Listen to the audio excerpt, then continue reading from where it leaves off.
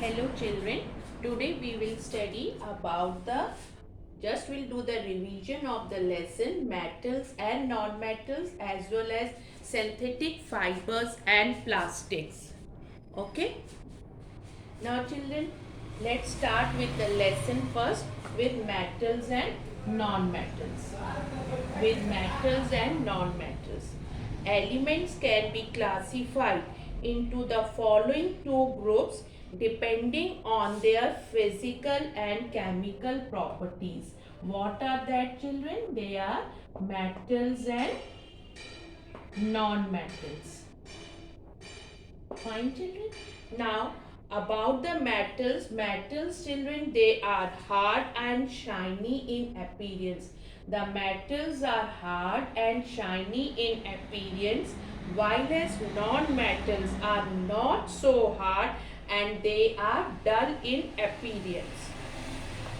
Now about the metalloids. Okay children. Now certain elements such as silicon, arsenic, which has some properties of metals and some properties of non-metals.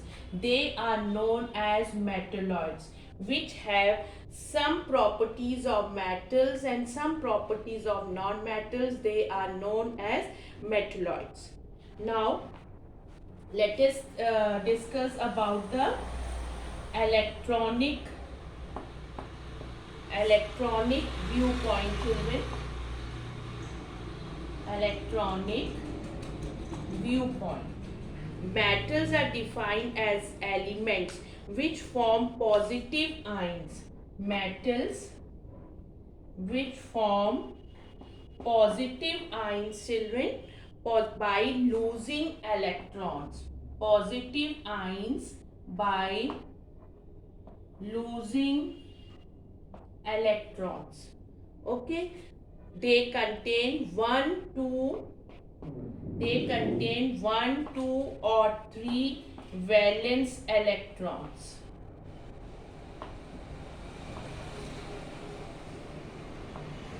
Okay, now according to the electronic viewpoint, the metals contain 1, 2 or 3 valence electrons and they have positive ions which form positive ions by losing electrons. Okay, then about the non-metals.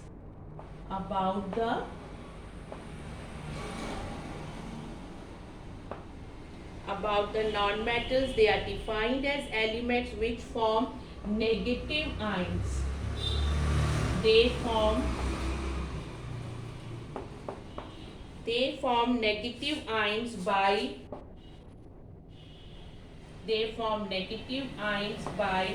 gaining electrons. They form negative ions by gaining electrons children. They contain 5, 6 or 7 children. They contain 5, 6 or 7 valence electrons.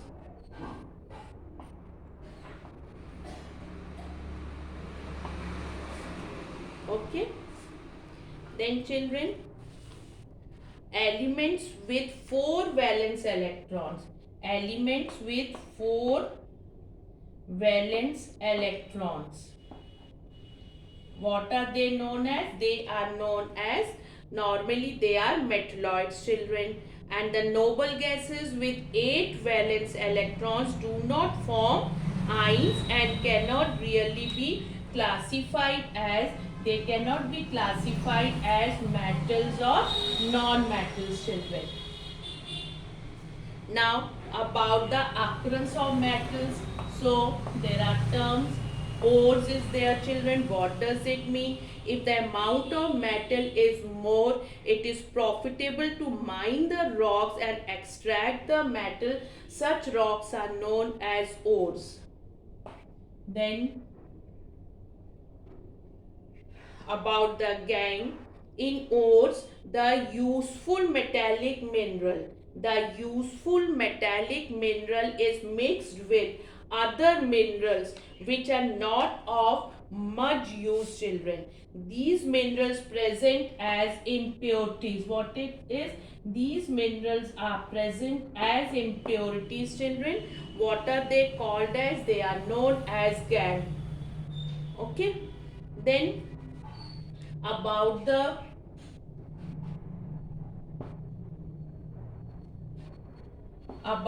noble metals.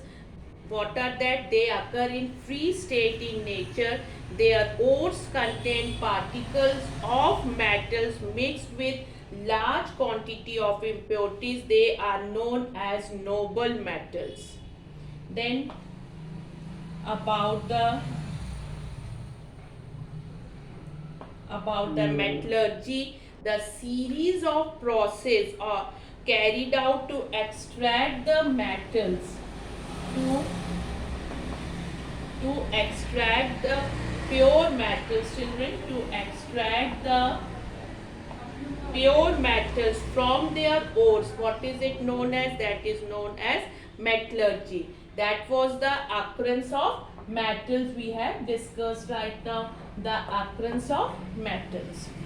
Now the occurrence of non-metals and metalloids. Hydrogen, hydrogen is the most abundant element in the universe. Nitrogen mainly occurs in the free state in the atmosphere. Then oxygen. And what is it, children, about the oxygen? It is the most abundant element in the Earth's crust. Carbon in the free state, carbon occurs as graphite, diamond and coal. And then silicon. Silicon is the most abundant element in the Earth's crust. Sulfur occurs in the free state in the Earth's crust. Okay, this was about the occurrence of non-metals and metalloids. Noble gases such as helium, you know about the noble gases, children. What are that? Noble gases. Helium, neon, argon, krypton and xenon occur in elemental form in air. Now the properties of metals and non-metals, still in the physical properties. Metals are generally solid at room temperature, have metallic luster. Okay, that we are discussing the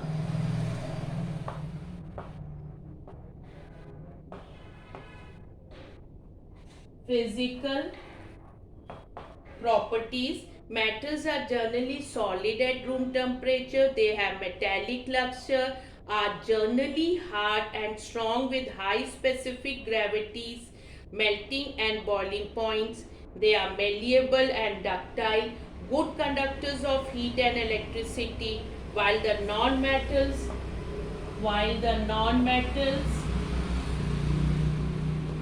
are solid, liquid or in gaseous form at room temperature. Okay.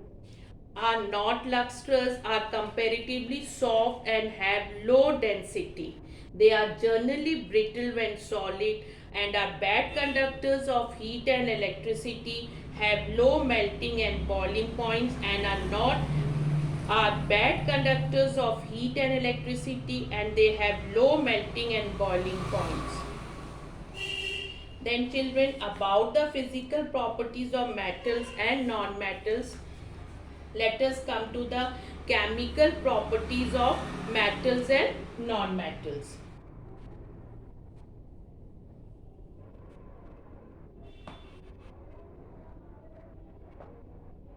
Chemical properties.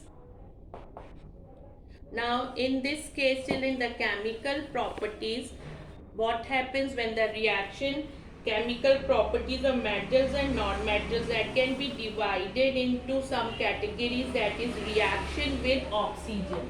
First it is reaction with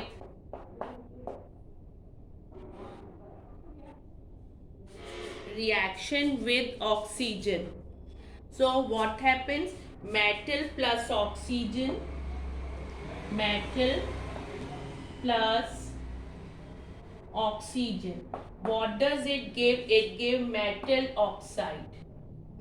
Metal oxide, children. And metallic oxides which are formed, they are basic in nature. They are basic in nature, and they turn, children, red litmus into red litmus solution to blue. Now about the this one, non-metals plus oxygen, what does they give? They give non-metallic oxides, children. Non-metallic oxides. Fine, children. What is formed? They are non-metallic oxides, children, and they are forming acidic oxides. As above we have discussed, what does they form? They are basic in nature, children, but these are they form acidic oxides, children. Okay. So acidic in nature. Now next one is reaction with water. Now when the metal reacts with water, it forms metal hydroxide plus hydrogen gas. Metal plus water. What does it give, children? That give metal hydroxide plus hydrogen gas, children, or it forms metal oxide plus hydrogen. Fine, children. And non-metals do not react with water. Then reaction with acids. Now reaction with acids. What is formed? Metal plus acid. What does it give? It gives salt, children, plus hydrogen gas. Fine, children. Salts are formed, children, and these are the compounds formed when a metal replaces the hydrogen in an acid. Okay, different acids and metals react to form different salts, as if Zn is a metal, sulfuric acid. Okay, so what will happen? This is displaced by the metal. What is formed? ZnSO4 plus hydrogen. Okay, what is it, children? This is the salt, this is the acid, this is the metal. Zinc reacts with sulfuric acid to form zinc sulfate plus hydrogen gas. What I have told you, children, just now, salts are the compounds formed when a metal replaces the hydrogen in an acid. So it is formed, ZnSO4 is formed. And children, non-metals generally do not react with acids. Okay, children. Now reaction with bases. Only some metals such as aluminium, zinc and lead react with strong bases such as sodium hydroxide to release hydrogen gas. The reaction of non-metals with sodium hydroxide is complex. Okay. Then next we are going to discuss about the displacement reaction, children. Okay, let us discuss about the displacement reaction.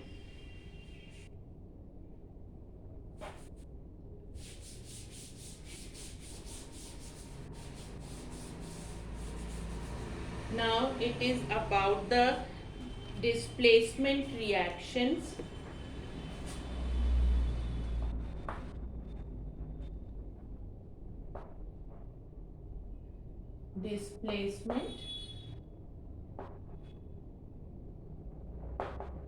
Displacement reaction. So in this, what happens in the displacement reaction, children? Metal can replace another metal placed below it in the reactivity series, but cannot replace a metal placed above it in the reactivity series. The reaction in which one metal replaces another from its salt solution, that is known as a displacement reaction. Now what does this reactivity series? Such an arrangement of metals in decreasing order of reactivity. In a decreasing order of reactivity, that is called the reactivity series of metals, children. Now in the displacement reaction, just now you can see one reaction. I'll just tell you, as Zn plus copper sulfate, children. Zn plus copper sulfate displacement reaction we are discussing. Now the placing of the zinc is above the copper, so this can displace copper. So what will form? ZnSO4 plus copper. This is displaced by the zinc, and what is formed? This is zinc sulfate is formed. So this is about the displacement reactions, children. Okay, now we will just do the revision of the lesson, synthetic fibers and plastic, children. Synthetic fibers and plastic. So as you know, we are doing the revision of synthetic fibers and plastics. Human-made materials are obtained from natural raw materials by chemical process. Polymers. Now what are these? Polymers are the material with long chain molecules containing thousands of smaller molecules. What are that known as? They are known as monomers. Okay. Then polymerization.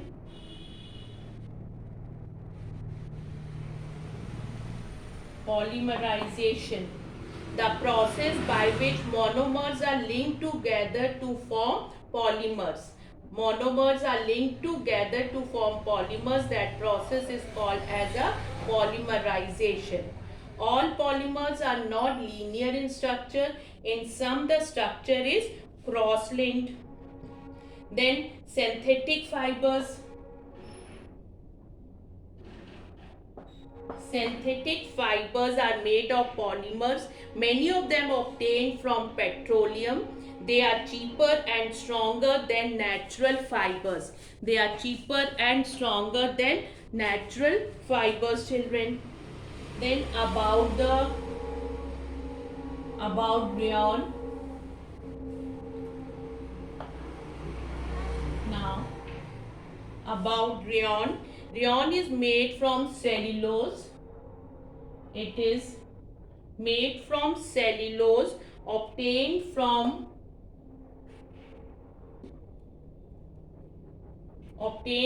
wood pulp. Nylon, polyester and acrylic are made entirely of chemicals.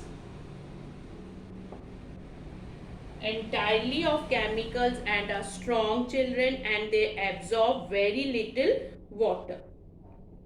Now let us discuss about the human-made plastics, children. Now about the plastics. Okay. Now we are going to discuss about the plastics, children. Like synthetic fibers, plastics are also polymers. Plastics form an important class of synthetic materials, children. Plastics are arrangement of the individual units may be linear or cross-linked. Like synthetic fibers, plastic are also polymers. They are also polymers. A material is said to be plastic if it can be molded or formed into different shapes. All these materials have one common property, that they are made up of polymers, children, and the main source of these plastics is crude oil, children. Plastics can be classified into two groups depending on their reaction to heat, children. That is thermoplastic and thermosetting. Thermoplastic and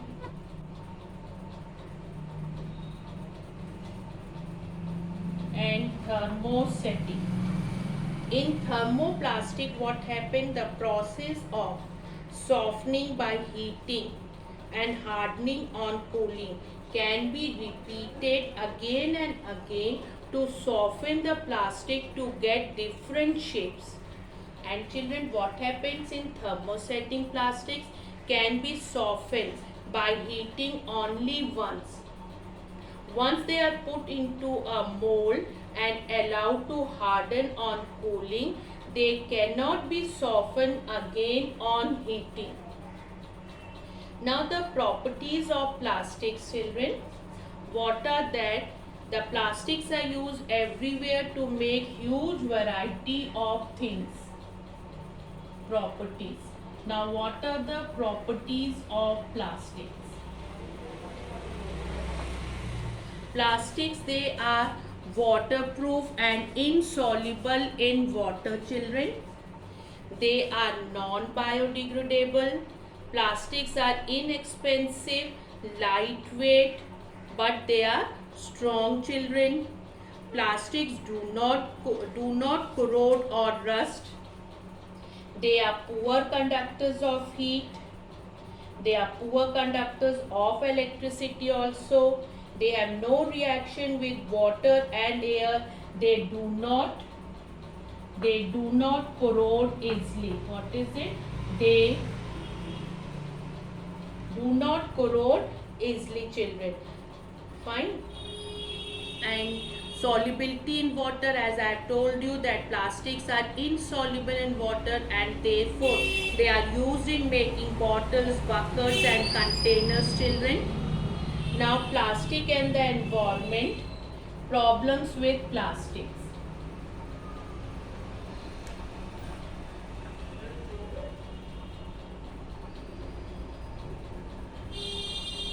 Now the problems with plastic.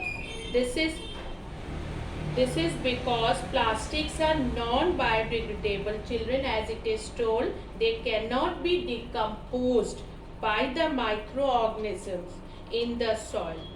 Okay, so careless disposal of plastic bag, what does they do? They choke the drains, they choke the soil also. They chokes the soil also, children, and hinders the absorption of water by the soil. Conservation action. What the problem of plastic pollution is serious and immediate action is required. So what all we can do it, children? Reduction of the amount of plastic. We can do the reduction of the amount of plastic. Secondly, recycling and reuse of plastic should be encouraged. Shopkeepers should also be encouraged to use their own bags or recycled paper bags should be there. And when we buy the products with less plastic packaging should be there. Less plastic packaging should be there. We should carry our own bags when we go to the market, children. So what as a responsible citizens, what we should keep in our mind, that are the four R principle. That are the four R principle. What are that? Refuse, reduce, recycle and reuse, children. So this all was about the plastic, synthetic fibers and plastics, children. Thank you so much.